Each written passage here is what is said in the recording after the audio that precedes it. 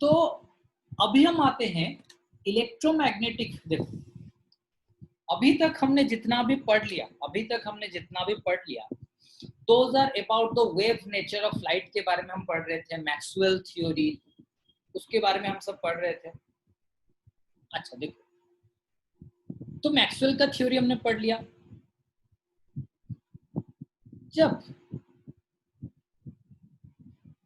Electron higher orbit से lower orbit को jump करेगा, देखो जब इलेक्ट्रॉन हायर ऑर्बिट से लोअर ऑर्बिट को जंप करेगा वो तो एनर्जी रिलीज करेगा।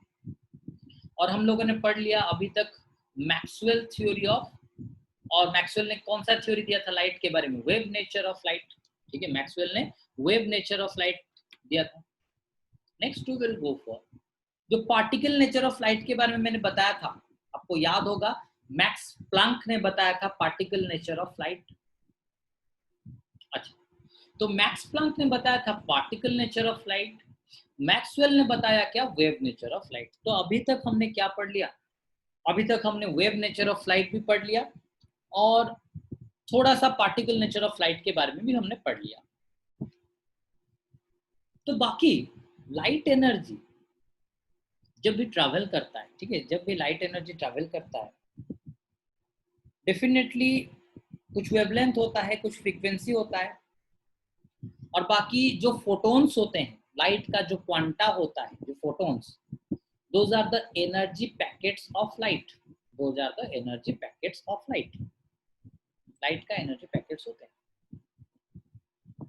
तो एक लाइट जब मूव कर रहा है, माइंडफुली सुनो, अभी तक हमने मैक्सवेल का वेव थ्योरी पढ़ लिया, about the wavelength, frequency, velocity, उसके बारे में हमने पढ़ लिया, और पार्टिकल नेचर के बारे में भी हमने थोड़ा बहुत पढ़ लिया।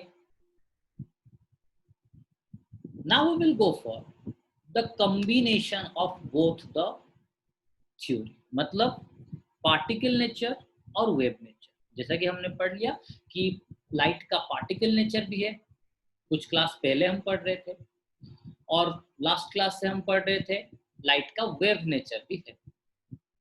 तो जो वेव नेचर और जो पार्टिकल नेचर है, दोनों का कॉम्बिनेशन अभी हम पढ़ते हैं, कैसे कंबाइन करेंगे वेव एंड पार्टिकल, दोनों नेचर को कैसे हम कंबाइन करेंगे। देखो, जब लाइट ट्रैवल करता है, एक तो वो वेव लाइक मोशन करता है, दूसरा वो एनर्जी, छोटे छोटे एनर्जी पैकेट्स, मतलब वो एनर्जी भी कैरी करके मूव कर रहे हैं। तो how much amount of energy the light actually carry, या फिर जो फोटॉन्स होता है, जो एनर्जी पैकेट्स होता है, वो कितना amount of energy actually carry करते हैं, कितना अमाउंट ऑफ एनर्जी वो अपने अंदर एक्चुअली कैरी करते हैं, उसको निकालने के लिए मैक्स प्लैंक ने एक थ्योरी बताया कि जो भी लाइट एनर्जी जितना फ्रीक्वेंसी के साथ मोशन कर रहा है, जो भी लाइट एनर्जी जितना भी फ्रीक्वेंसी के साथ मोशन कर रहा है, देखो अभी तक हमने जो पढ़ लिया wave nature of light, particle nature of light, अलग अलग पढ़ रहे थे। 2-3 क्लास पहले हम पार्टिकल नेचर ऑफ लाइट पढ़ रहे थे, और लास्ट क्लास से हम वेव नेचर ऑफ लाइट पढ़ रहे थे, और बाकी बोर्स पोस्टुलेट हमने डिस्कस कर लिया है। तो बोर्स पोस्टुलेट में हमने एक चीज अभी भी पढ़ लिया बोर पोस्टुलेट से, कि अगर वो हायर एनर्जी लेवल से लोअर एनर्जी लेवल को आएगा तो कितना अमाउंट ऑफ एनर्जी वो रिलीज करेगा, ये हमने पढ़ लिया। तो जो मैक्स प्लैंक थे, उन्होंने एक थ्योरी दिया कि जब लाइट ट्रैवल कर रहा है, definitely it will radiate, it will have some energy inside the photons, या फिर फोटॉन्स जो ट्रैवल कर रहे हैं, वो फोटॉन्स अपने अंदर कुछ ना कुछ अमाउंट ऑफ एनर्जी समेटे होंगे, मतलब photons definitely will carry some energy, वो अपने अंदर कुछ ना कुछ अमाउंट ऑफ एनर्जी कैरी करके ही आगे दौड़ेंगे। तो वो जो एनर्जी कैरी करके आगे जाएंगे, तो कितना एनर्जी वो कैरी करेंगे, जब फोटॉन्स मूव कर रहा है या फिर जब वो कौन मूव कर रहा है, आपका लाइट वेव मूव कर रहा है, तो वो कितना अमाउंट ऑफ एनर्जी एक्चुअली क्या करेंगे, कैरी करके आगे दौड़ेंगे, कितना amount of energy.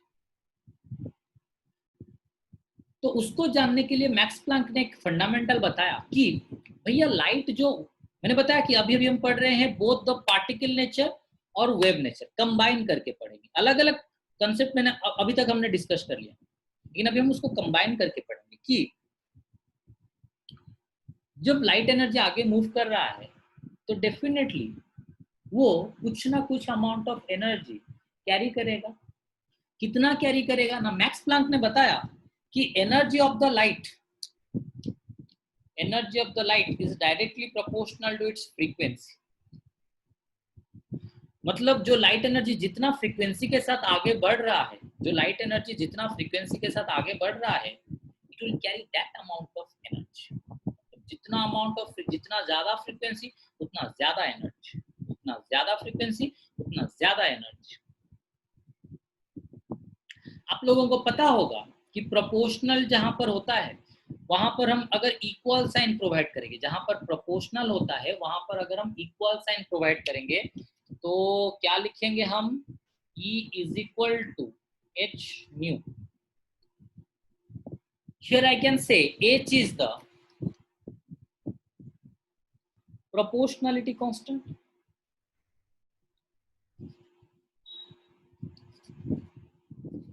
h is the proportionality constant. I hope आप लोगों ने सबने पढ़ा होगा स्कूल लेवल में प्रोपोर्शनलिटी कांस्टेंट होता क्या है, ठीक है। तो E is equal to h nu.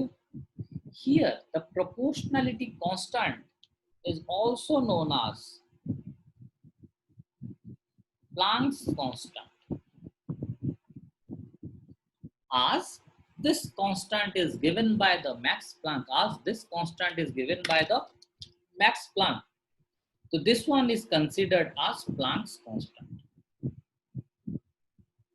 जिसका वैल्यू कितना है ना, 6.626 into 10 to the power minus 34 joule into second. कैसे जूल इंटू सेकेंड वो मैं अभी आपको बताऊं, ठीक है, कैसे जूल इंटू सेकेंड वो मैं अभी आपको बताऊं।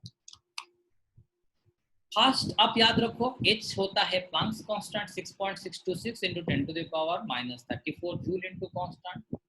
और बाकी मैं प्लैंक्स कांस्टेंट के बारे में ऑलरेडी आप लोगों को कभी ना कभी तो समझाया हूं, मुझे जितना याद हो रहा है कि मैंने कभी ना कभी आपको तो बताया है, फिर भी अभी हम डिस्कस करते हैं फिर से, ठीक है। जब भी बताया होगा मैं आपको डेफिनेटली बोला होगा कि मैक्स जो प्लैंक्स कांस्टेंट के बारे में हम बाद में पढ़ेंगे। तो अभी हम पढ़ते हैं प्लैंक्स कांस्टेंट के बारे में। अच्छा देखो, how the joule into second unit निकला, ठीक है। आपको तो ऐसे याद नहीं रहने वाला कि जूल इनटू सेकंड एनर्जी जो यूनिट है कैसे निकलेगा। आप लोग जो फिजिक्स या फिर बायो जिसमें आप पढ़ रहे हो, क्या पढ़ रहे हो आप, फिजिक्स या फिर बायो में, सॉरी फिजिक्स का जो फास्ट चैप्टर है यूनिट एंड डायमेंशन, वो जो पढ़ रहे हो वहां पर मे भी यूनिट वगैरह का कैलकुलेशन थोड़ा बहुत आपने रट्टा मारा होगा, लेकिन मैं आपको पर्टिकुलरली दिखा देता हूँ कि कैसे होता है ना। E energy is equal to h nu. Energy का यूनिट कितना होता है, जूल। एच न्यू का एनर्जी कितना है, सेकेंड इनवर्स। और हर्ट्ज अभी अभी मैंने बताया था, स्टार्टिंग ऑफ द क्लास में मैंने बताया था, एनर्जी का जो फ्रीक्वेंसी का यूनिट कितना होता है, सेकेंड इनवर्स। तो सिंपल सेकेंड इनवर्स इधर आएगा तो क्या हो जाएगा, joule into second is equal to h. तो प्लैंक्स कांस्टेंट और एच का वैल्यू कितना हो गया, 6.626 into 10 to the power minus 34 joule into second. Clear. अच्छा नेक्स्ट हम आएंगे कि ये तो हमने बता, जो प्लैंक ने बता दिया E is equal to h new, ये तो प्लैंक ने बता दिया E is equal to h new. तो थोड़ा सा रथ सर क्या बोलते हैं, मुझसे तो आप कुछ एक्स्ट्रा पाना चाहिए। It is E is equal to अगर h न्यू हुआ और आप लोगों को पता है C is equal to lambda into nu, तो I can place E is equal to nu के जगह पर h C by lambda। अरे C is equal to lambda new, तो C by lambda is equal to new नहीं होगा। It is not mu, it is new, it is not mu. Mu कोई नहीं लिखना, म्यू होता है ये माइक्रो होता है, म्यू होता है, ये होता है क्या, nu, NEU, not NEW, NEU, ठीक है, याद रखना। तो finally C by lambda is equal to nu. अच्छा, तो आज energy is equal to h c by lambda, energy is equal to h c by lambda और energy is equal to h nu, ये क्या हो गया? That is the energy of one photon. जब एक फोटोन ऐसे वेव लाइक मोशन करके आगे बढ़ रहा है, जब एक फोटोन ऐसे वेव लाइक मोशन करके आगे बढ़ रहा है, तो डेफिनेटली वो कितना अमाउंट ऑफ एनर्जी रिलीज करेगा? E is equal to h और E is equal to h c by lambda. ठीक है, इतना अमाउंट ऑफ एनर्जी वो क्या करेगा? रिलीज करेगा। क्लियर? अच्छा, E is equal to h nu और E is equal to h c by lambda, इतना अमाउंट ऑफ वो एनर्जी क्या करेगा? रिलीज करेगा। अच्छा, एक चीज देखो, सॉरी, इतना अमाउंट ऑफ एनर्जी वो अपने अंदर कैरी करेगा। अगर एक फोटोन का एनर्जी इतना हो गया, जब मैं एक फोटोन हूं, मैं ऐसे वेव लाइक मोशन कर रहा हूं, तो मेरे पास कितना एनर्जी रहेगा? एच सी बाय लैम्डा और एच न्यू। मैं जो भी फ्रीक्वेंसी में मोशन कर रहा होगा, या फिर मेरा जो वेव हो रहा होगा, उसका वेवलेंथ जो भी होगा वो लैम्डा। मैं लाइट के वेलोसिटी में जा रहा हूँ। But the point is again, एक फोटोन अगर कैरी कर रहा है एनर्जी एच न्यू और एच सी बाय लैम्डा, अगर 5 फोटोन होंगे कितने कैरी करेगा? रितुल बोलो, 5 फोटोन होगा तो कितना एनर्जी कैरी करेगा? एक फोटोन एनर्जी कैरी कर रहा है एच न्यू, 5 फोटोन कितना कैरी करेंगे? Ritul, am I clear to you? ये पबजी खेल रही है। ओके, रितिका आप बताओ।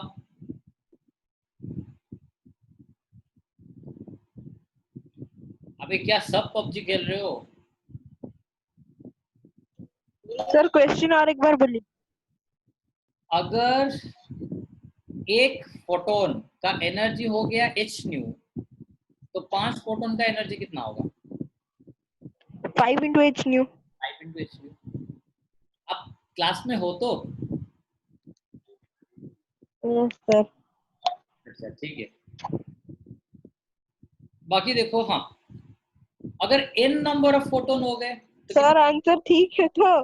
ठीक है। अरे एक आदमी डेफिनेटली 2 लड्डू खाता है, तो 5 आदमी कितना खाएंगे? 5 into 2 दैट इज 10 लड्डू। हाँ तो हाँ सर, आपने ऐसे पूछा क्लास में हो तो। अरे मतलब मैं जो पहले बार जब पूछा आपने आंसर नहीं दिया तो इसीलिए। ठीक है, and Nikul is still not answering. ठीक है, I am quite clear that he is not in the class. अच्छा देखो, तो अगर एक फोटोन का एनर्जी है एच न्यू, तो n नंबर ऑफ फोटोन का एनर्जी कितना होगा? N h nu. एक फोटोन का एनर्जी एच न्यू, तो n नंबर ऑफ फोटोन का एनर्जी कितना? N h nu. बस यही आप याद रखो अभी के लिए। ठीक है, बाद में हम उसको क्लैरिफाई करेंगे। ठीक है, तो फाइनली हमको लाइट का एनर्जी मिल गया क्या? एन एच न्यू और उसी तरह n h c by lambda. Light का एनर्जी हमको ये मिल गया। Now we will go for, अभी हम क्या पढ़ रहे हैं? वेव थ्योरी और पार्टिकल थ्योरी दोनों को मिला के। अभी मैंने फोटॉन्स के एनर्जी के बारे में भी बताया, और फोटॉन्स के एनर्जी के बारे में जब मैं कंसिडर कर रहा हूं, मैं उसका फ्रीक्वेंसी और वेवलेंथ कंसिडर कर रहा हूं। मैं उसका फ्रीक्वेंसी एंड वेवलेंथ कंसिडर कर रहा हूं।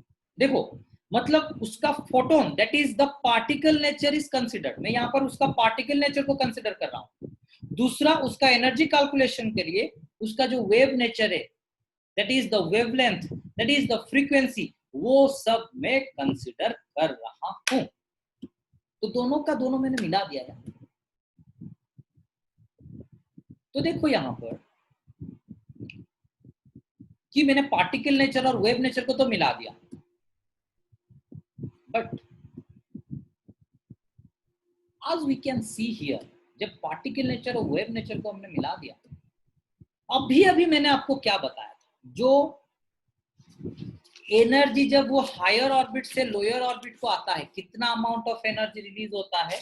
कुछ इतना amount of energy. Rydberg equation और 13.6 लोगे तो वही। बस ये पॉइंट याद रख लो, बाकी आपका तो क्लास टाइमिंग हो रहा है। देखो, जब भी, बस याद रखो, मैंने आपको बताया कि यहां तक मैं बोल दूंगा तो मैं बोल दूंगा, माइंडफुली सुनो, इलेक्ट्रॉन जब हायर ऑर्बिट से लोअर ऑर्बिट को आया, हमने देखा कि वो एनर्जी रिलीज किया, और बाकी जब वो एनर्जी रिलीज करेगा, कौन से फॉर्म में एनर्जी रिलीज करेगा? Definitely in the form of radiations, radiation के फॉर्म में एनर्जी रिलीज करेगा, ऑब्वियसली एनर्जी की रिलीज करेगा, रेडिएशन के फॉर्म में एनर्जी रिलीज करेगा। जब वो हायर ऑर्बिट से लोअर ऑर्बिट को आएगा तो definitely it will radiate the energy in the form of some radiations. तो ये जो मैकेनिज्म मैंने बताया था कि जब मैं लाइट में खड़ा हूं, I am absorbing some energy, तो मैं एनर्जी जो अब्सॉर्ब कर रहा हूं, तो मेरे बॉडी के अंदर या फिर मेरे बॉडी में जितने भी एलिमेंट्स है, वो एलिमेंट का जो इलेक्ट्रॉन, माइंडफुली सुनो, जब मैं लाइट में धूप में खड़ा हूं तो डेफिनेटली मैं एनर्जी अब्सॉर्ब कर रहा हूं। तो मैं एनर्जी अब्सॉर्ब कर रहा हूं मतलब मेरे बॉडी के अंदर तो कार्बन है ना, मेरे बॉडी के अंदर क्या है? कार्बन है। तो कार्बन का जो लोअर ऑर्बिट इलेक्ट्रॉन होगा, डेफिनेटली वही अमाउंट ऑफ एनर्जी गेन करके वो क्या होगा? हायर ऑर्बिट को ट्रांसमिट हो जाएगा, हायर ऑर्बिट को ट्रांसफर हो जाएगा। जब मैं यहां पर ऐसे था, मतलब इलेक्ट्रॉन उसके चारों तरफ कुछ इस तरह घूम रहा था, जब इलेक्ट्रॉन न्यूक्लियस के चारों तरफ इस तरह घूम रहा था, जब मैं धूप में जाके खड़ा हो गया, तो डेफिनेटली मेरे बॉडी के जो एलिमेंट, अरे मैं ऑब्जर्व कर रहा हूं, my body is also made up of some atoms and molecules. तो डेफिनेटली मेरे बॉडी में क्या होगा? कुछ ना कुछ अमाउंट ऑफ एनर्जी में ऑब्जर्व कर दूंगा, मतलब मेरे बॉडी के अंदर जितने भी एटॉम्स है वो क्या करेंगे? उनका इलेक्ट्रॉन वही एनर्जी को ऑब्जर्व करके हायर ऑर्बिट को क्या कर जाएगा? मोशन कर जाएगा, हायर ऑर्बिट को मूव कर जाएगा। अगर वो हायर ऑर्बिट को मूव कर गया, बाकी मैं अभी अंधेरे को आ गया, अभी जब मैं लाइट फाइट पूरा बंद कर दिया, तो डेफिनेटली क्या होगा? वही जो इलेक्ट्रॉन हायर ऑर्बिट को गया होगा वो क्या हो जाएगा? वापस लोअर ऑर्बिट को आ जाएगा डेफिनेटली। अरे जब वो मैंने एनर्जी मेरे अंदर का एटॉम ने क्या किया था? एनर्जी ऑब्जर्व किया था, ऑब्जर्व करके हायर ऑर्बिट को चले गए, फिर रेडिएट करके लोअर ऑर्बिट को आ जाएगा। तो जब मैं अंधेरे में खड़ा होऊंगा तो डेफिनेटली मेरे अंदर का एटॉम क्या करेंगे? एटॉम का जो इलेक्ट्रॉन होंगे वो हायर ऑर्बिट से लोअर ऑर्बिट को आएंगे, definitely they will radiate some energy. वो एनर्जी क्या होता है? इंफ्रारेड रेडिएशन होता है। वो एनर्जी क्या होता है? That is infrared radiation. लेकिन why not visible radiation, why not ultraviolet radiation, why not radio radiation? वो सब के बारे में नेक्स्ट क्लास बताऊंगा। Thank you. अच्छा बस मुझे एक चीज बता देना, आप में से कोई, आपका जो फिजिक्स क्लास या फिर जो बायो क्लास जिसका भी सब्सिक्वेंटली रह रहा है, क्या पूरा राइट 7 में शुरू हो जाता है? I don't think it will be started at right 7। Yes sir. Right 7 में